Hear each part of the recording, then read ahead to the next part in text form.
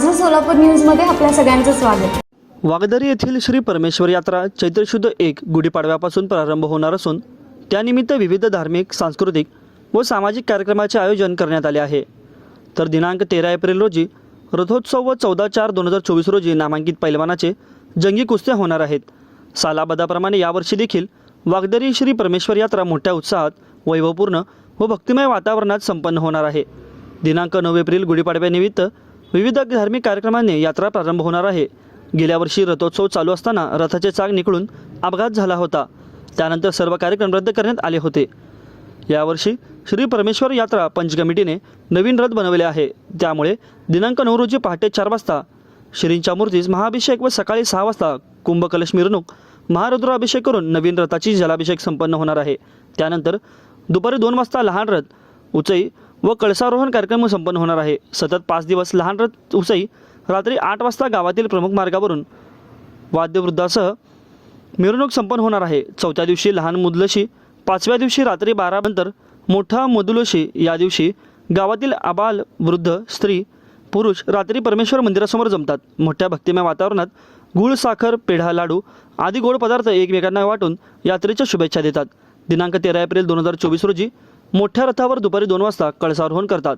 सायंकाळी 6:21 प्रत्यक्ष रथोत्सवाला सुरुवात होते। रथोत्सव कार्यक्रमासाठी कर्नाटक, महाराष्ट्र व मराठवाडा सीमेवरील हजारो भक्तगण हजेरी लावतात। रात्री उपस्थित भक्तगणाच्या करमणुकीसाठी कन्नड सामाजिक नाटक तसेच तवरामाने कुंकुमा सादर होणार आहे। दिनांक 14 रोजी सकाळी 9 पासून नामांकित पैलवानाचे कुस्त्या संपन्न होणार आहेत। तर या कार्यक्रमास भक्तगण मोठ्या संख्येने उपस्थित राहावे व सतत 2 दिवस महाप्रसादाची सोय करण्यात आली आहे। यांचा लाभ घ्यावा असे आवाहन श्री परमेश्वर यात्रा पंच कमिटीच्या वतीने करण्यात आले आहे।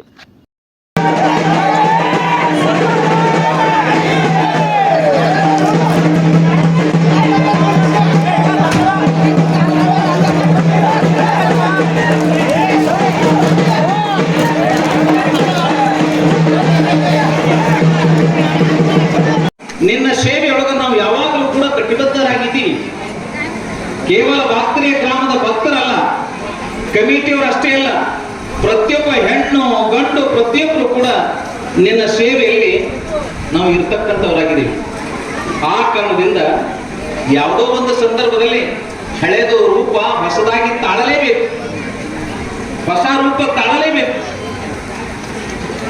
ನೀವೆಲ್ಲ ಹೋದ ವರ್ಷ ಮಾವಿನ ಹಣ್ಣ ತಿಂದಿದ್ದೀರಿ, ಮತ್ತೆ ಚಿಗುರಾಗಿದೆ, ಈಗ ಕಾಯಿ ಆಗ್ತಾ ಇದ್ದಾವೆ, ಒಂದು ಸಲ ಬರಡಾಗಿತ್ತ ಆ ಗಿಡ।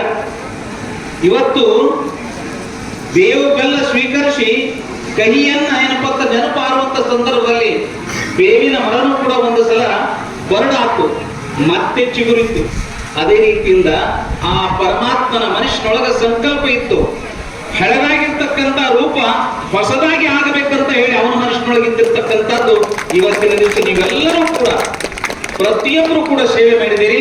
ಆ ಎಲ್ಲ ಸೇವಾರ್ಥಿಗಳಿಗೆ ನಮ್ಮದೇ ಆಗಿರ್ತಕ್ಕಂಥ ಶುಭಾಶಯಗಳನ್ನ ಕೋರ್ತಾ ಇದ್ದೀನಿ। ಖಂಡಿತವಾಗಿ ಮುಂಬರುವ ದಿನಮಾನಗಳಲ್ಲಿ ಯಾವತ್ತೂ ಕೂಡ ನಾವೆಲ್ಲರೂ ಕೂಡ ಸುಖಿಯಾಗಿ ಇರ್ಲಿಕ್ಕೆ ಸಾಧ್ಯ ಇದೆ ಅಂತನ್ನುವಂಥ ಮಾತನ್ನ ಈ ಸಂದರ್ಭದಲ್ಲಿ ತಿಳಿ ಹೇಳ್ತಾ, ವಿಧಿವತ್ತಾಗಿ ಯಥೋಕ್ತವಾಗಿ ಧರ್ಮದ ತಳಹದಿಯ ಮೇಲೆ ಹೊಸ ರಥದ ಏನಪ್ಪಾ ಅಂತಂದ್ರೆ ವಿನ್ಯಾಸಗೊಂಡಿರ್ತಕ್ಕಂಥ ಗಾಲಿಯಾಗಲಿ ರಥದಾಗಲಿ ಪೂಜೆ ಆರತಿ ಎಲ್ಲವೂ ಕೂಡ ಆಗಿದೆ, ಪದ್ಧತಿ ಪ್ರಕಾರವಾಗಿದೆ, ಪರಂಪರಾ ಪ್ರಕಾರವಾಗಿದೆ। ನಮ್ಮನ್ನು ಕೂಡ ಬಿಡಲಾರದೆ ಏನು ಪರಂಪರೆ ಪ್ರಕಾರ ಏನಪ್ಪ ಅಂತಂದ್ರೆ ನೀವು ನಮ್ಮನ್ನು ಕರೆಸಿ ಆ ಪರಂಪರೆಗೆ ನಿಜವಾಗಿರ್ತಕ್ಕಂಥ ತೀರ್ಥವಾಗಿರ್ತಕ್ಕಂಥ ಹೆಜ್ಜೆನ ಇಟ್ಟಿದ್ದೀರಿ। ಇವತ್ತು ಬಂದು ಹೋಗಿದ್ದೀನಿ, ನಾಳೆ ಬರುವ ಯಾವ ರಥದ ಉತ್ಸವದ ಪಂಚಮಿ ದಿವಸ ಇದೆ 13ನೇ ತಾರೀಕಿಗೆ ರಥದ ಪ್ರಾರಂಭ ಸಲುವಾಗಿಯೂ ಕೂಡ ನಾನು ಒಂದು ರಥದ ಚಾಲನೆಯನ್ನು ಕೊಡ್ತೀವಿ ಅಂತ ಅನ್ನುವಂಥ ಮಾತನ್ನ ಈ ಸಂದರ್ಭದಲ್ಲಿ ಎಲ್ಲರಿಗೂ ತಿಳಿಸಿ, ಯುಗಾದಿ ಹಬ್ಬದ ಆಶೀರ್ವಾದ ನೀವೆಲ್ಲರೂ ಕೂಡ ಸುಖಿಯಾಗಿ ಏನಪ್ಪ ಅಂತ ಇರಲಿ ಅಂತ ಹೇಳಿ ಮತ್ತೊಂದು ಸಲ ಶ್ರೀ ಪರಮಾತ್ಮನ ಪರಮೇಶ್ವರನ ಶ್ರೀಚರಣಕ್ಕೆ ಪ್ರಾರ್ಥಿಸಿ 2 ಮಾತಿಗೆ ವಿರಾಮ ಕೊಡ್ತಾ ಇದ್ದೀನಿ। जय मंगलम जय। माझं सोलापूर न्यूज या यूट्यूब चॅनलला सबस्क्राईब करा आणि बेल आयकॉन प्रेस करायला विसरू नका।